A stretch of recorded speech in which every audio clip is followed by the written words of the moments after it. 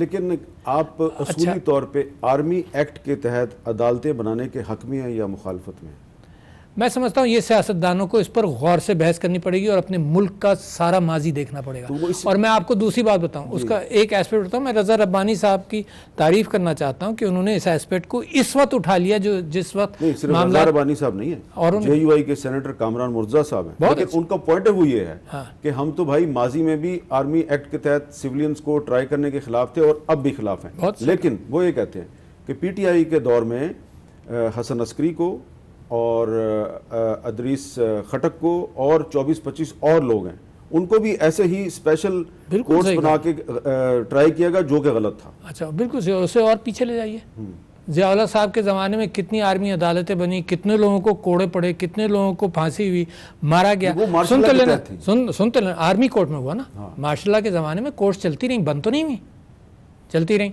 اور میں آپ کو بتاتا ہوں کہ یہی پیپلز پارٹی کی حکومت نے ایک بہترین کام کیا کہ جب یہ حکومت میں آئے 88 کے بعد, ساری سپریم کورٹ نے کیا, کورٹس نے کیا کہ ساری جو سزائیں آرمی ایکٹ کے تحت دی گئی تھیں سب کو نلیفائی کیا. جس کو مار دیا گیا تھا وہ مار دیا گیا تھا, جس کو کوڑے پڑ گئے تھے وہ پڑ چکے تھے, مگر اور فیصلے جو چل رہے تھے, مطلب جائیداد ضبط ہوئی, وہ سب کو انڈو کیا.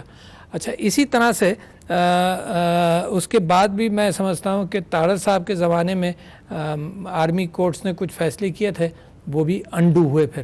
تو سپریم کورٹ بھی اور پارلیمنٹ بھی, یہ سپریم کورٹ یہ تو اتفاق سے ایک دوسرے کے پیچھے آج کل پڑ گئے ہیں, مگر یہ کہ سپریم کورٹ نے بھی انڈو کیا سارے فیصلے جو آرمی ایکٹ کے دوران ہوئے, اور پارلیمنٹ میں بھی کیا. تو میں اب بھی یہ چاہتا ہوں, میں اپنا اوپینین نہیں دے رہا, میں اس میں سے ایک فوجی عدالتیں بنی تھی 21ویں آئینی ترمیم کے تحت, میں ان کی بات نہیں کر رہا.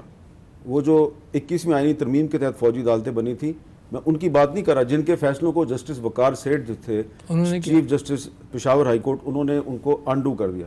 میں ان فوجی عدالتوں کی بات کر رہا ہوں. لہذا میں آپ کو ریپیٹ کرنے کی ضرورت نہیں, میں اس کی بھی مذمت کرنا چاہتا ہوں, ہے نا. کیوں میں کس کو ڈیفینڈ کروں, کیوں کروں؟ آپ یہ کہیں جی پچھلے دور کے اندر 50 مرڈرز ہوئے, میں کہوں گا اس کی بھی میں مذمت کروں گا. مگر آپ جب یہ بات کرتے ہیں تو اسی لیے میں نے آپ کو اسٹیون پنکر کی کتاب کا کہا کہ جب بھی کوئی بات ہوتی ہے تو آپ اس کے ساتھ پچھلا کمپیئر کر لیتے ہیں, نمبرز کو بھول جاتے ہیں, ہے نا, اور پھر یہ کہتے ہیں دونوں سب ایک سے ہیں. سب ایک سے نہیں ہیں, کہیں بہت ہوا, ضیاء الحق صاحب کے دور میں بہت ہوا. اور آپ کو معلوم ہے ایم آر ڈی کی تحریک چلی, واقف ہیں, یاد رکھیے گا, ایم آر ڈی کی تحریک چلی جناب. اور میں سمجھتا ہوں یہ تکلیف ہے بھٹو صاحب کو جو پھانسی دی گئی, شہید ذوالفقار علی بھٹو کو, اس کی تکلیف ہے. تو آئی کین انڈرسٹینڈ دیٹ.